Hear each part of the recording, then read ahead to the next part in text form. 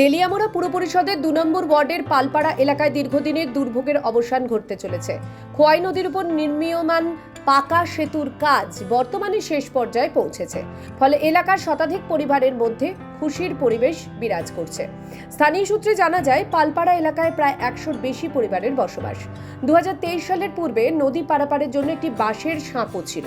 তবে বর্ষাকালে নদীর জলস্তর বৃদ্ধি পেলে সেই সাঁকো প্রায়ই জলের নিচে তলিয়ে যেত। ফলে সাধারণ মানুষ, স্কুল কলেজগামী ছাত্রছাত্রী এবং জরুরি প্রয়োজনে যাতায়াতকারী ব্যক্তিদের চরম দুর্ভোগের সম্মুখীন হতে হতো।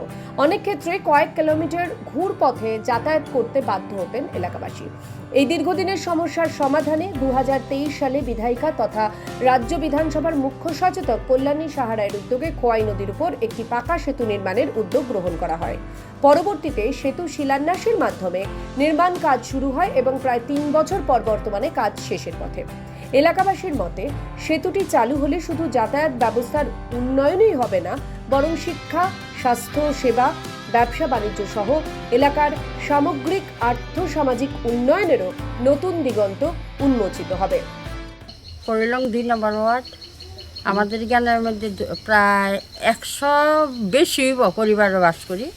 তো এই জায়গায় ব্রিজটা হইতেছে আমাদের খুবই উপকার হইব, কারণ আমাদের গ্রামটা চলতে গেলে বা স্কুলের স্টুডেন্টও আছে, সামনে একটা স্কুল আছে, স্কুলের স্টুডেন্টে নিয়ে যাইতে গেলে খুবই কষ্ট হইতো।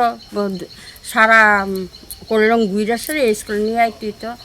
আগে জ্ঞানটা একটা সাঁকু আসলো, সাঁকুটা দিয়ে আসলে যেটা বর্ষাকালে তো যাওয়া খুবই কষ্টকর। এটাই কাল নেওয়া হইতো, বর্ষাকালে এদিকে ঘুরা নেওয়া হইতো, আর এদিকে সাঁকুর উপর একটা স্কুলে লয়ে যেত।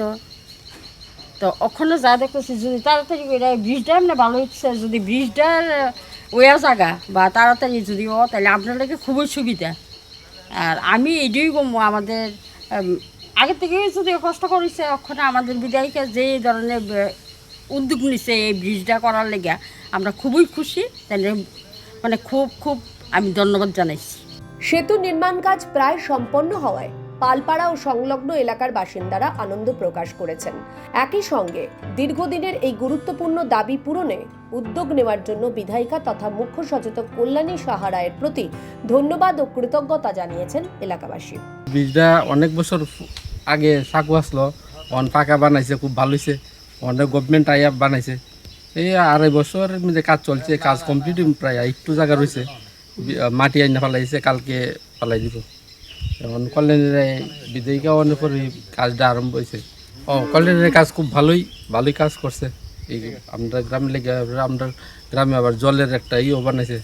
ত্রিপুরা থেকে দেবাশিস বসুর রিপোর্ট, সিএন ত্রিপুরা।